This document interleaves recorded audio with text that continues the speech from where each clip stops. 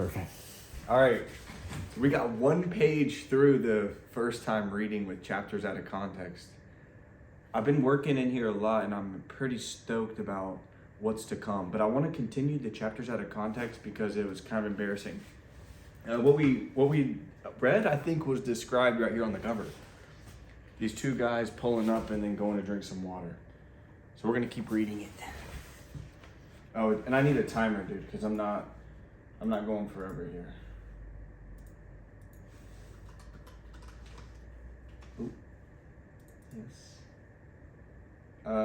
Yep, quick 5. Let's do it. He drank from the pool with long gulps. Snorting into the water like a horse. The man stepped nervously beside him. "Lenny," he said sharply. "Lenny, for God's sakes, don't drink so much." Lenny continued to snort the pool. The small man leaned over and shook him by the shoulder. "Lenny, you're gonna be sick you're gonna be as sick like you was last night." All right, Lenny dipped his whole head under, hat and all, and then he sat up back and dripped down on his blue coat and ran down his back.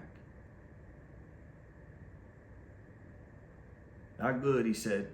"You drink some, George. You take a good big drink," he said happily. I can immediately notice a difference that I could kind of read ahead of myself while I'm doing this out loud, but I'm gonna try to read it out loud because I think it'll be difficult. I shouldn't even have this thing near me, honestly.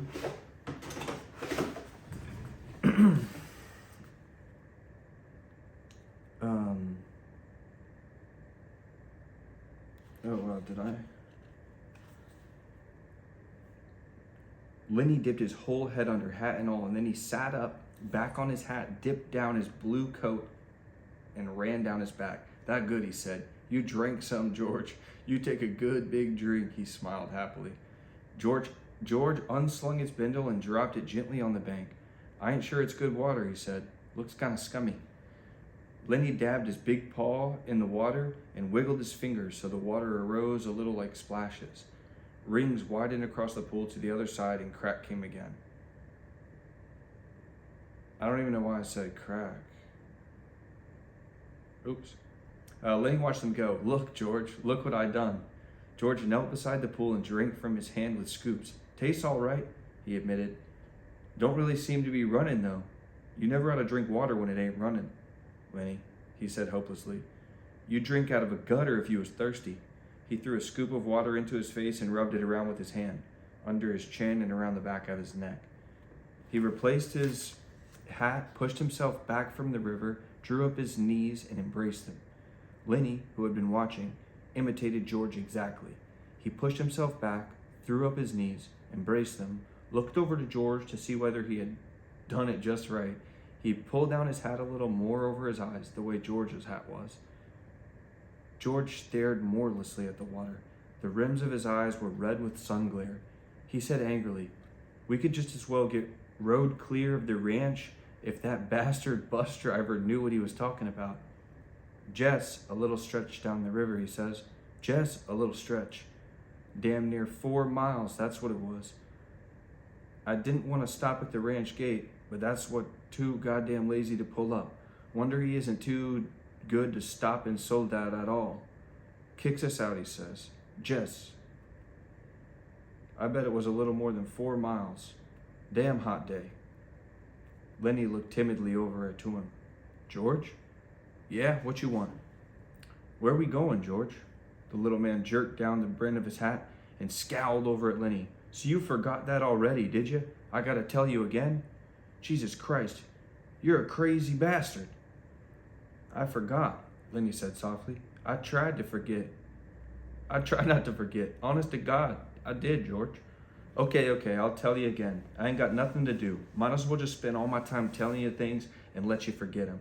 And I'll tell you again." Tried and tried," said Lenny.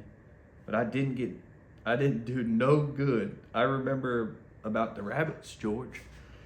"The hell with the rabbits. That's all you ever can remember is them rabbits, okay? Now you listen this time. You got to remember so we don't get in no trouble. You remember sitting in that gutter on on Howard Street and watching that blackboard?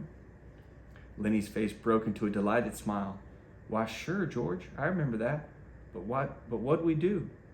I remember some girls came by and you say, the hell with what I says. You remember about us going into Murray and Reedy's and them giving us work cards and bus tickets.